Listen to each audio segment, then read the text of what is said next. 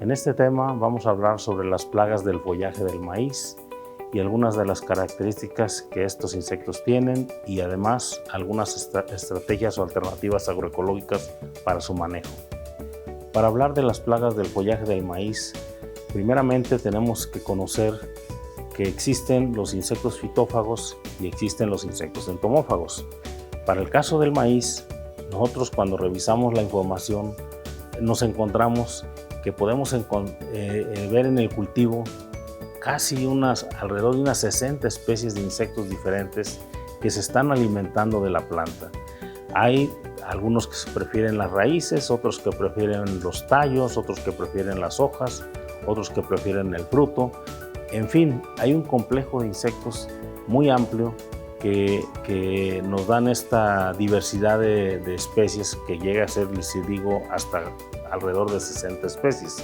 Sin embargo, cuando uno revisa el concepto de plaga, la primera pregunta que nos debemos de plantear es si esa cantidad de insectos que efectivamente se están alimentando del maíz, podríamos etiquetarlos a todos ellos como plaga. Estos insectos sí los podemos ver comiendo hoja, o comiendo el elote, o comiendo la raíz, o comiendo partes del tallo. Sin embargo, los niveles de población que estos insectos alcanzan o el daño que ellos están haciendo no es significativo ni justifica que se tengan que estar haciendo acciones de control o de manejo para este tipo de plagas. Ocasionalmente, algunas de ellas sí aumentan su población y pueden llegar a convertirse en plagas. Sin embargo, para eso precisamente es el muestreo como uno de los pilares del manejo agroecológico de plagas, donde estamos revisando continuamente el cultivo y ver cómo se van comportando las poblaciones de estos insectos fitófagos. Tenemos esa biodiversidad de insectos fitófagos, pero entonces también tenemos una gran biodiversidad de insectos benéficos, una gran riqueza de parasitoides y depredadores. Vamos a ver que entre las plagas más comunes ya se comentarán por separado las plagas de suelo, pero para el caso del follaje vamos a encontrar a algunos insectos que efectivamente hacen daño como plaga de suelo, pero también llegan a causar daños cuando son adultos. Me refiero particularmente al caso de la diabrótica. La diabrótica, cuando es larva, comúnmente se conoce como alfilerillo. Todos sabemos que ataques fuertes de diabrótica pueden llegar a ser importantes. Sin embargo, ahora me refiero a la diabrótica cuando es adulto, cuando está sobre la planta, volando, comiendo. Puede ser crítico su presencia cuando está el maíz giloteando y está ocurriendo la polinización. La presencia de alto número de poblaciones de diabrótica, particularmente de diabrótica virgífera, tiene consecuencias muy negativas porque pueden llegar a estarse comiendo los pelillos del elote.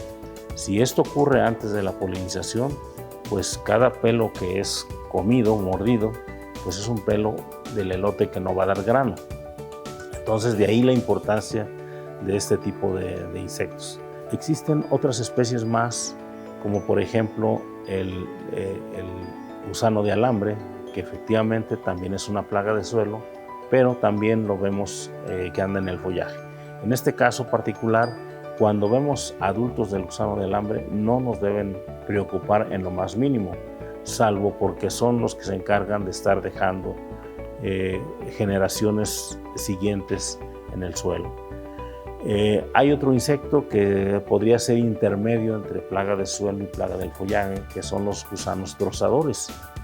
Aquí es común encontrar en México, particularmente en zonas templadas, a unos insectos grises que tradicionalmente uno los ve y se enroscan, incluso se conocen como rosquillas. Estos insectos tienen la particularidad de estarse comiendo las plantas mordiéndoles en la base, y ni siquiera se comen toda la planta, solamente trozan, se comen esa parte donde están trozando y se pasan a una planta siguiente.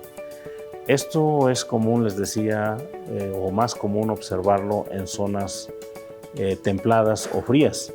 Hay lugares donde hemos estado observando ya presencias o ataques de gusanos trozadores. Sin embargo, cuando revisamos las especies que están haciendo estos daños, no corresponden al normal o tradicional gusano trozador, que sería Griotis. En este caso, nos estamos encontrando particularmente con larvas de gusano cogollero que cambian su hábito de cogollero a comportarse como gusanos trozadores. Hay otro insecto también que causa un daño más o menos similar en algunos aspectos al que causa el trozador, que me refiero al gusano saltarín, porque también tiene una particularidad de perforar la base del tallo de la planta, y en esa lesión que causa, pues también provoca la caída de la planta, y aparentemente se ve como ataque de gusanos trozadores. Puede perforar el tallo, o incluso las lesiones que hacen que la planta pueda quedar como trozada. Pues es otro insecto que podemos estar encontrando, aunque las poblaciones que se registran en campo por el momento se consideran poco significativas. Hay un problema que cada vez empieza a ser más importante, lo hemos encontrado ya en forma significativa en algunas zonas de Michoacán, sobre todo en la parte pegada a Jalisco, o también en el estado de Guanajuato. Es más común esta plaga en las zonas tropicales, sobre todo cuando se encuentra el cultivo de caña cercano al maíz. Me refiero particularmente a gusanos barrenadores, especialmente del género Diatraea grandiosella. En este caso son insectos que al igual perforan la base del tallo o perforan los tallos y se introducen para estarse alimentando de la parte central del tallo. Este es otro insecto que nos debe de preocupar en caso de que se estén observando cada vez más incrementos en sus poblaciones. Algunos de los que estoy comentando, como el gusano trozador, el gusano barrenador, pues tenemos que empezar a diseñar estrategias de manejo agroecológicas donde empecemos a involucrar desde el trampeo hasta el uso de productos de bajo impacto ambiental. Nosotros sostenemos que hay productos biológicos que pueden dar muy buenos resultados para mantener a las poblaciones a bajos niveles. Productos que pueden ser capaces de enfermar gusanos con mucha eficiencia, como por ejemplo la bacteria Bacillus thuringiensis, o podemos usar repelentes como los que ya hemos comentado en otra presentación, que hacen o que provocan que los insectos encuentren un ambiente desagradable. Productos biorracionales como por ejemplo jabones, el caso del silicio que ya fue comentado, pueden tener excelente efecto sobre pulgones, sobre trips, sobre picudos y sobre algunos insectos como los que comenté anteriormente. Hay una plaga ocasional que de repente se nos presenta cada 4 o 5 años en forma explosiva en la región particularmente del Bajío, que es el gusano soldado. Es una plaga que encuentra las condiciones ideales por una larga sequía y muy asociada también a esos manejos que hemos hecho de eliminar la posibilidad de que los insectos benéficos nos funcionen bien. Este gusano soldado se presenta y podemos estarlo monitoreando desde el inicio para estar detectando si las poblaciones se van a aumentar en forma explosiva. Y podemos estar haciendo acciones de manejo agroecológico desde antes en que el gusano soldado pueda alcanzar esos niveles de población tan altos y tan devastadores como se han observado en campo.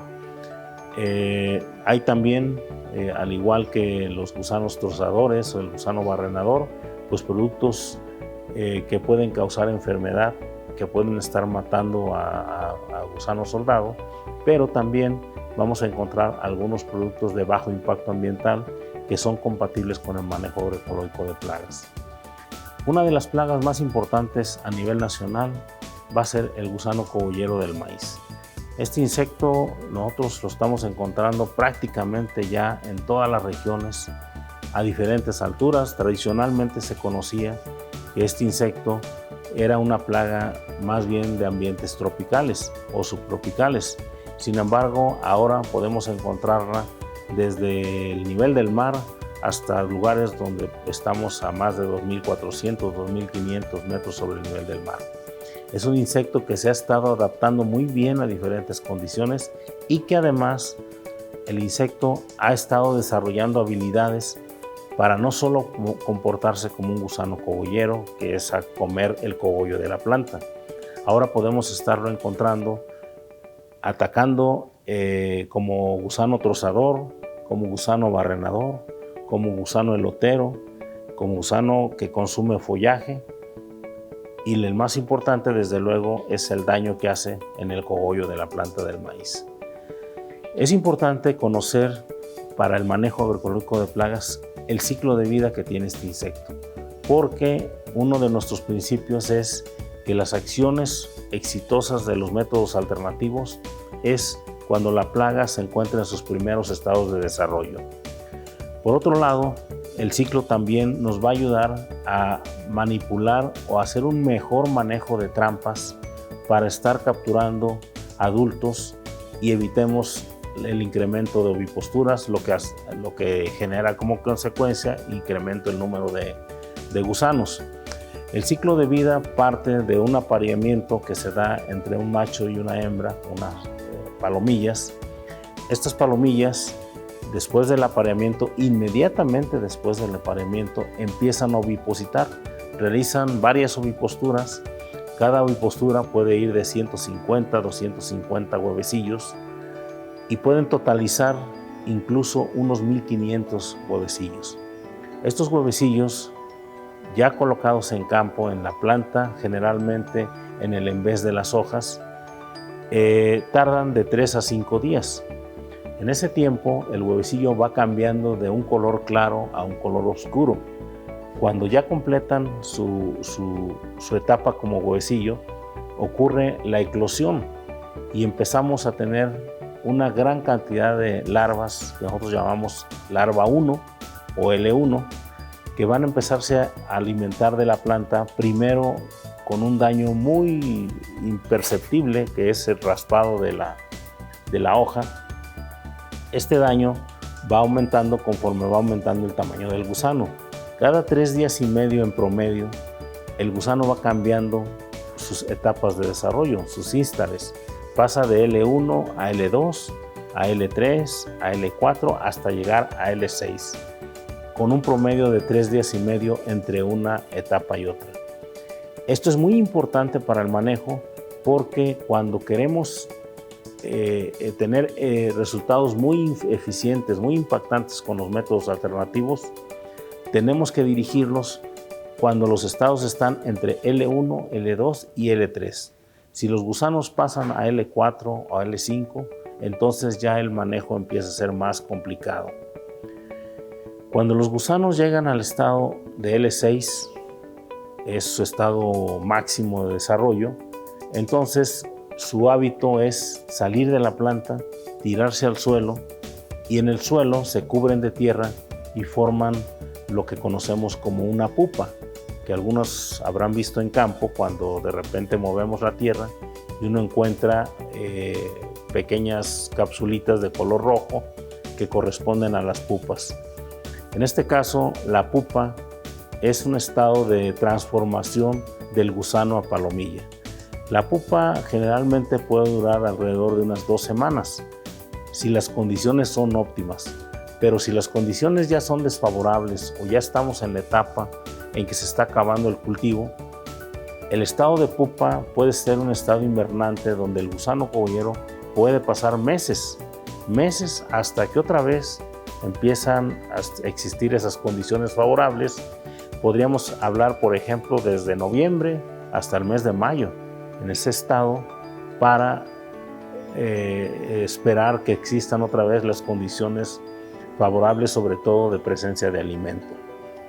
Bueno, en condiciones normales dura 2 semanas y después de esas 2 semanas De esas pupas salen las palomillas que se aparean y entonces nuevamente se empieza a repetir el ciclo.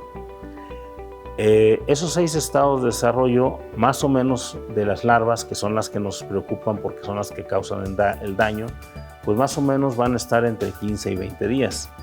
Quiero enfatizar que el manejo agroecológico debe de dirigirse particularmente para el L1 a L3, es decir, entre más o menos 12-15 días después de que fueron puestas las oviposturas y se ocurrió la eclosión de los huevecillos. Hay que reconocer, como tenemos una complejidad de larvas o de gusanos, hay que reconocer bien al gusano cogollero. Las 2 características donde no nos vamos a equivocar es en la región posterior del gusano visto dorsalmente. Vamos a encontrar 4 puntos claramente diferenciados, casi en forma de un cuadrado. Y en la parte anterior de la cabeza, también vista dorsalmente, vamos a encontrar una Y claramente formada por las estructuras de unión entre la cutícula y, por ejemplo, los ojos. Este gusano, cuando es de día, se encuentra oculto entre la hojarasca, se puede encontrar incluso en el cogollo, está oculto y es inactivo, pero cuando empieza a atardecer, empieza a volar, empieza a ovipositar, desde luego se encuentra con el macho, la hembra con el macho, ocurren los apareamientos, toda su actividad es a partir de la tarde-noche, cuando se empieza a dar el cambio de luz a oscuridad. El daño importante es en el cogollo, pero nosotros tenemos que ubicar claramente, para cuestiones de manejo, que las oviposturas empiezan a ocurrir tan pronto como la planta empieza a salir o a germinar. Inmediatamente después de que la planta germina, ya podemos o es posible ya estar encontrando huevecillos en las primeras hojas. No es eficiente, por eso tenemos tantos problemas con este tipo de plagas, porque llegamos o queremos hacer acciones cuando ya vemos hojas perforadas. Sin embargo, el L1 o el L2 incluso, todavía el daño que causan no es visible y está ocurriendo desde los primeros días en que se empieza a desarrollar la planta del maíz. Para el manejo agroecológico del gusano cogollero vamos a estar haciendo la combinación de varias estrategias agroecológicas, pero partimos de que tenemos que estar haciendo los muestreos, por una parte muestreos directos y por otra parte el monitoreo, en el cual nos van a estar ayudando las trampas con feromona sexual. Si nosotros estamos capturando cuando menos un promedio de 5 palomillas por trampa, si aplicamos la colocación de un número variable de trampas, hay que sacar el promedio por trampa por noche para ver cuántas palomillas están cayendo. Si este dato nos da alrededor de 5, una más, una menos, pero más o menos 5 en promedio, quiere decir que en campo ya tenemos presencia que puede ser importante de oviposturas, lo que a su vez va a desencadenar ya una alta población de gusanos. Si tenemos esto y lo corroboramos con el muestreo directo, tenemos que estar ya diseñando cuáles van a ser nuestras acciones agroecológicas de manejo oportunas. Ya enfatizamos que el esfuerzo agroecológico siempre va a ser contra los primeros estados de desarrollo de la plaga. En el caso del cogollero me refiero a la etapa de L1, L2 y hasta L3. Si los gusanos pasan a L4, a L5, entonces el problema se empieza a complicar. Entonces, al inicio tenemos que centrar nuestro esfuerzo de estar cuidando meticulosamente si ya está en la presencia del gusano, si ya están las presencias a un nivel que se justifiquen, las acciones empezar a hacerlas. El muestreo nos tiene que dar, el muestreo directo, una infestación que puede oscilar entre el 15 y 20%. Nosotros tratamos de usar 12 a 15% como una medida más precautoria, porque las alternativas que estamos tratando de implementar no son de alto impacto, no son tan fulminantes como suele ser la aplicación de un insecticida. Si nosotros ya detectamos ese umbral del 15% o cercano al 15%, entonces tenemos que estar haciendo acciones. ¿Qué hay que hacer? Tenemos aquí una gama de posibilidades. Tenemos, por ejemplo, la posibilidad de hacer aplicaciones de productos minerales, como el caso del silicio, que ha resultado ser una alternativa eficiente. Podemos tener la opción de usar extractos vegetales. Hay varias plantas que han tenido resultados eficientes, como el caso del neem o la Trichilia javanensis, que es una meliácea también parecida al neem. Hay otro tipo de plantas, como por ejemplo el ajo incluso, que ha mostrado efectos sobre larvas de cogollero. Pero hay muchas plantas más que nos pueden ayudar para este propósito. Entonces, adicionalmente, tenemos también alternativas de bioplaguicidas. ¿Cuáles serían estas? Sobre todo, para el caso del gusano que nos estamos refiriendo, el uso de bacterias del tipo Bacillus thuringiensis, sobre todo con buenos resultados de la variedad Kurstaki.